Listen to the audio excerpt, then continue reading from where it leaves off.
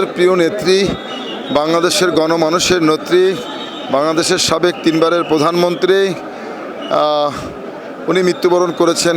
প্রিয় নেত্রীর কবর জিয়ারত করার জন্য এবং সকাল থেকে এখানে স্বেচ্ছাসেবক দলের উদ্যোগে কোরআনখানি হয়েছে, ফাতিহা পাঠ হয়েছে, দোয়ার হয়েছে। আমরা এখন পুষ্পস্তবক অর্পণ করেছি কেন্দ্রীয় কমিটি এবং মহানগর উত্তর দক্ষিণের নেতৃবৃন্দের সমন্বয়ে। আমরা প্রিয় নেত্রীর জন্য দোয়া করেছি আল্লাহর কাছে, আল্লাহ যেন প্রিয় নেত্রীকে জান্নাত দান করেন।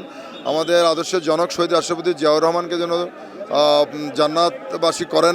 এজন্য আমরা আজকে দলীয়ভাবে আমাদের সংগঠনের পক্ষ থেকে এই কর্মসূচিটা আমরা গ্রহণ করেছি এবং আমরা আমাদের সমস্ত নেতাকর্মীরা এখানে এসেছে।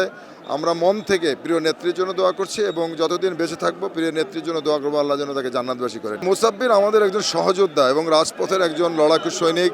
গণতান্ত্রিক আন্দোলনের জন্য মুসাব্বিরের অনেক অবদান রয়েছে। দীর্ঘদিন কারাগারে ছিল, নির্যাতন ভোগ করেছে। আজকে একটি বাংলাদেশের গণতান্ত্রিক পরিবেশ বিরাজ করছে আমরা মনে করছি, কিন্তু সেই সময় এই ঘটনাটা আমাদেরকে নাড়া দিয়েছে, আমাদের বিবেককে নাড়া দিয়েছে। আজকে মুসাব্বিরের মতো মানুষকে যারা হত্যা করেছে আমরা নিন্দা জানিয়েছি। আজকে স্বেচ্ছাসেবক দল সারা বাংলাদেশে কর্মসূচি ঘোষণা করেছে, বিক্ষোভ মিছিল করবে এবং আমরা যতটুকু শুনতে পেরেছি যারা এই আততায়ী যারা মুসাব্বিরকে হত্যা করেছে 3 জন গ্রেপ্তার হয়েছে এবং মুসাব্বিরের হত্যাকারীদের আইনের আওতায় এনে দৃষ্টান্তমূলক শাস্তি দাবি করছি এবং আর যেন কোনো মুসাব্বিরের জীবন দিতে না হয় সেজন্য আইন শৃঙ্খলা রক্ষাকারী বাহিনী সরকারের কাছে আহ্বান জানাচ্ছি। দেখেন, এই সরকার অন্তর্বর্তী সরকার, তাদের তো রাজনৈতিক শক্তিটা নেই। আমরা তাদেরকে সমর্থন দিয়েছি, বিএনপির চেয়ারম্যান জনাব তারেক রহমান সমর্থন দিয়েছে সরকারকে, আমরা সহযোগিতা করছি।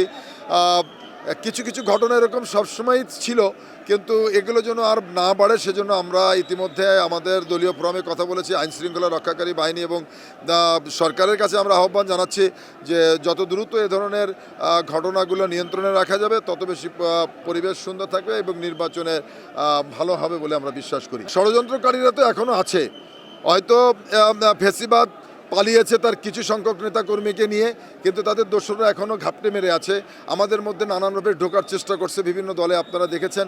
আমরা মনে করি জনগণ যেভাবে ঐক্যবদ্ধভাবে ফ্যাসিবাদকে মোকাবেলা করেছে, জনগণ আবারও ঐক্যবদ্ধভাবে এই সন্ত্রাসকে মোকাবেলা করবে এবং সন্ত্রাসকে মোকাবেলার মধ্য দিয়েই একটি অবাধ সুষ্ঠু নিরপেক্ষ নির্বাচনের মধ্যে দিয়ে মানুষ একটি নির্বাচিত সরকার পাবে, সেটাই আমাদের প্রত্যাশা।